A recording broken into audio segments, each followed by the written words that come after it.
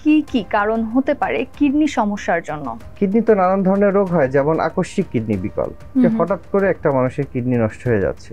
তো এই হঠাৎ করে কিডনি নষ্ট হয়ে যাওয়ার জন্য খুব বড় ভূমিকা পালন করতে পারে হচ্ছে কিছু ওষুধ, যেটা আমরা অনেক সময় ডাক্তারের পরামর্শ ছাড়া, কোনো পরীক্ষা নিরীক্ষা ছাড়া খাই। যেমন ব্যথার ওষুধ খাই, যে তীব্র ব্যথার ওষুধ, ডাইক্লোফেনাক জাতীয় ওষুধ, কিটোরোলাক জাতীয় ওষুধ। দেখা গেছে যে একটু পায়ে আঘাত পেয়েছে, ওষুধের দোকানদারের কাছ থেকে নিয়ে খেয়ে ফেলল একদম কোনো রকম।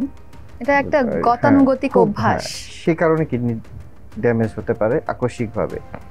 একইভাবে আপনি দেখবেন যে সাধারণ সর্দি জ্বরেও আমাদের দেশের মানুষজন ওষুধের দোকানে গিয়ে বিভিন্ন ধরনের অ্যান্টিবায়োটিক খাচ্ছে, সিপ্রোফ্লক্সাসিন খাচ্ছে, কোট্রেমক্সাজল খাচ্ছে, আরো নানান ধরনের অ্যান্টিবায়োটিক খাচ্ছে। কিছু হলেই প্যারাসিটামল ততটা কিডনির জন্য খারাপ না, কিন্তু দেখা যায় যে যত্রতন্ত্র ব্যথার ঔষধ এবং বিভিন্ন ধরনের অ্যান্টিবায়োটিক যদি আমরা খাই বা নেই পরীক্ষা নিরীক্ষা ছাড়া, ডাক্তারের পরামর্শ ছাড়া, সেটিও আকস্মিকভাবে কিডনি বিকল করতে পারে।